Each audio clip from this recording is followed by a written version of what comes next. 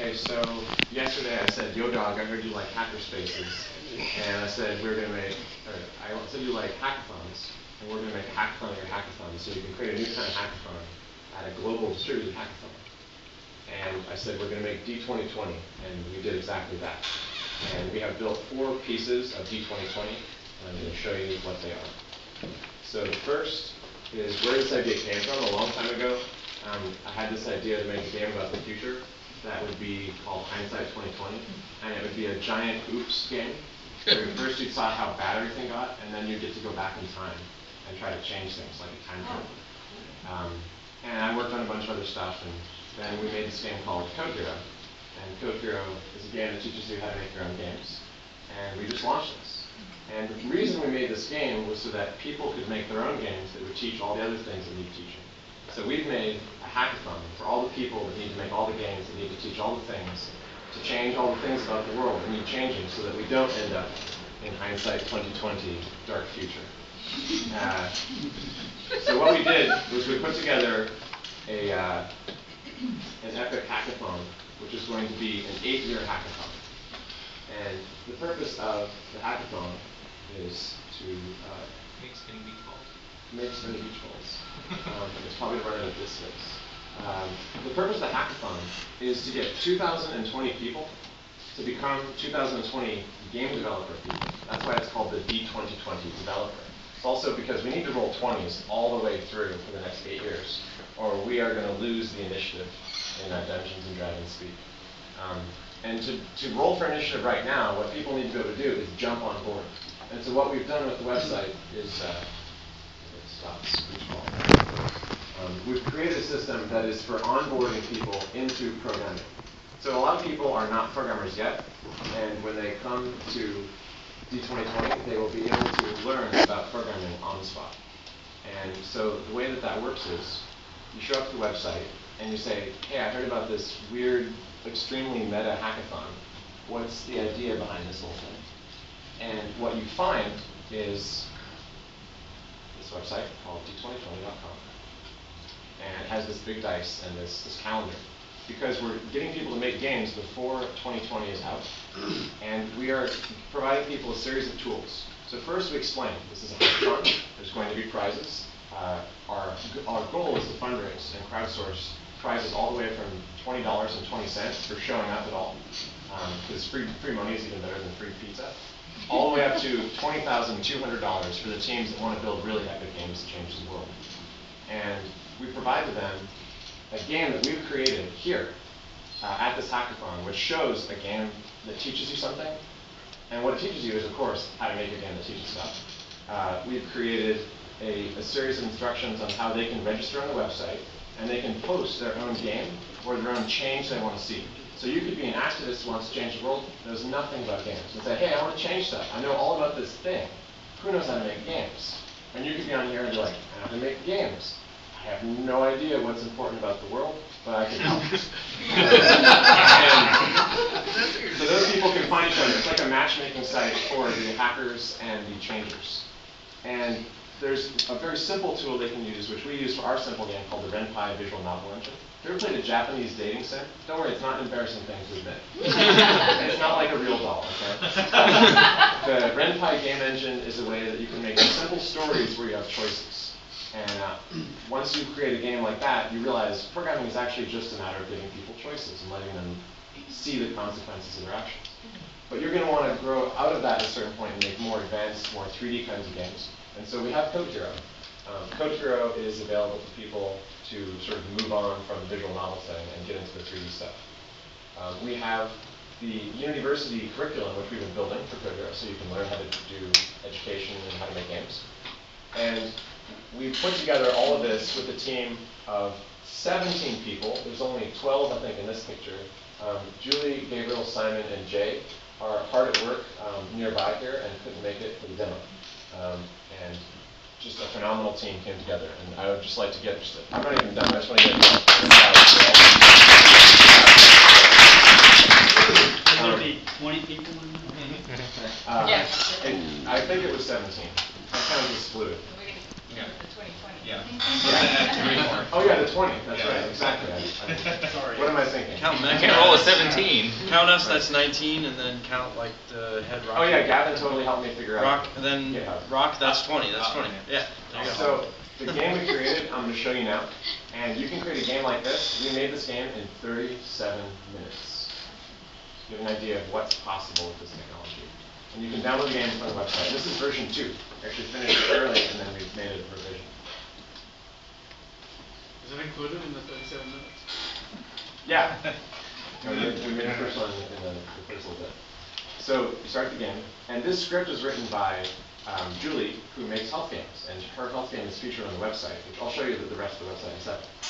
So start the game, and you're in this office. It says, there is a computer. And you think, who am I?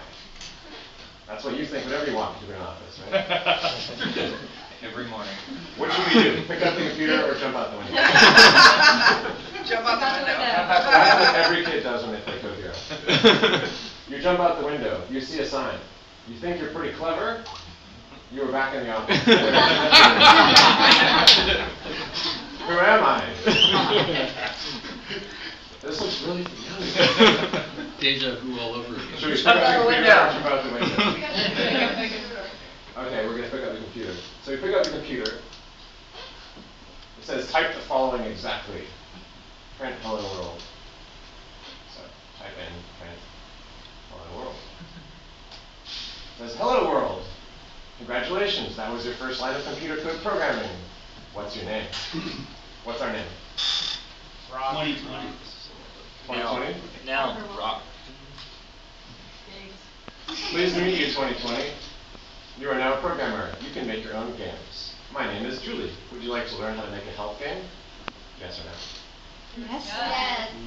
All the girls say yes. I think it was like a scream. Apparently there's some health games. So Julie says, I'm Julie. I made Mobile Adventure Walks, and it's a health game. I want to make a health game too, you say. What's your game like, you ask her.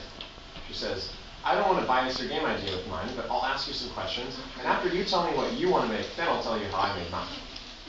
So first she says, who do you want to play your game? Kids, teens, or adults? Adults. Selfish. Awesome. We built our game for adults, but then we found out that kids and teens also liked it. Now that you know who will play, tell me why they'll play. So will they play because they decided for the first time to become healthier? Will they play because they struggle sticking to healthy life over time and they want to try something new? Or will they play because they want to have fun and you'll trick them into being healthier? Trick them. Trick them. She says, awesome, this is our core target too.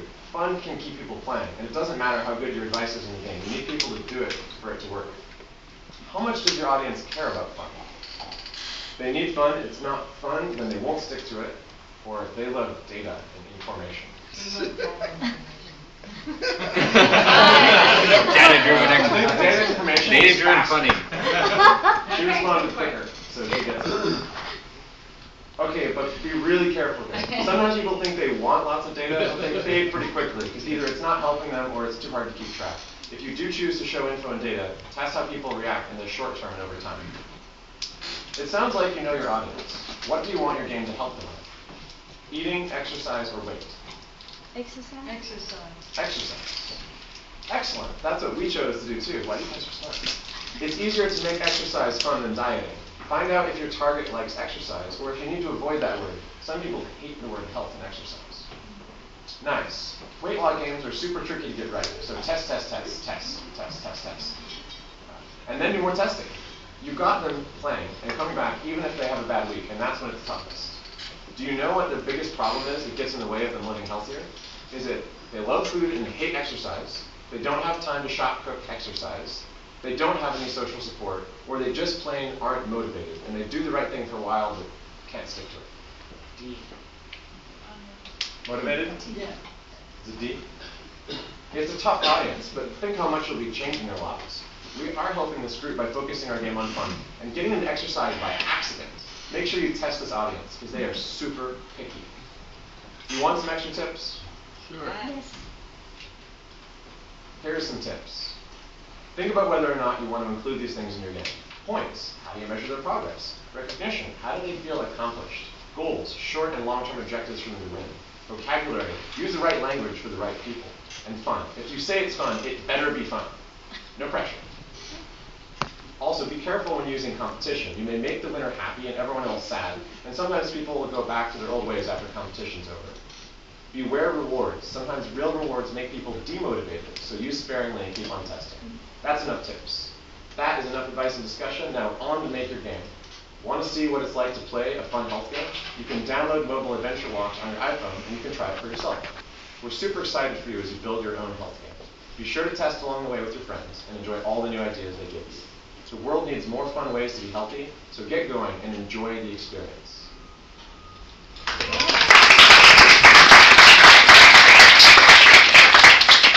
So that is the first game to launch D2020. It was created with a script from Julie and a team over at our other location. And we translated that into a game and built this whole structure for everyone else who's going to make all the other games.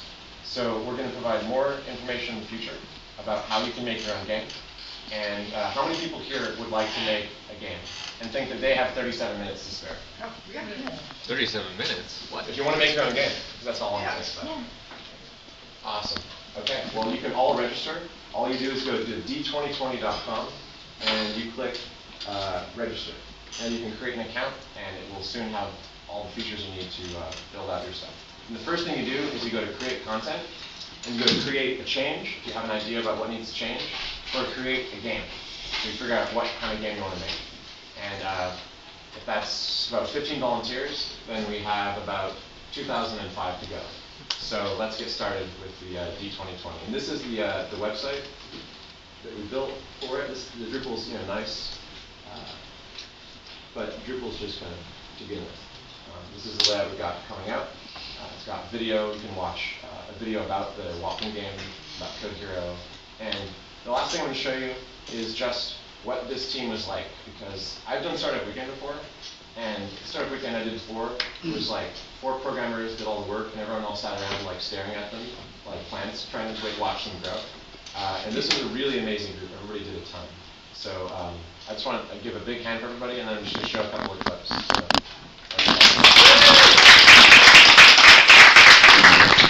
and this is our making up. I'm just going to flash through it really fast. This is really cool. This is us getting over here. And we went to another hackathon that was happening in town to steal their people, and we got 5 of them to come here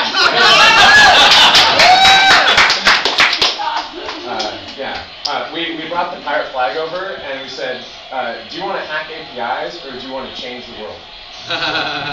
Right on. Got caught, eh? And they were pretty interested in it. And Which one was it? they had cookies and lots of free food. But and this is just us. We just recently launched our game, and anyways, thank you very much, everybody on this team. High five. High five. Here, Hammer. do a loud clap. Thanks, everybody. And thank you so much for all the organizers. And we were inspired directly by the things that were said the very first night we got here about global hackathoning and how it can change the world. So, let's hack the planet.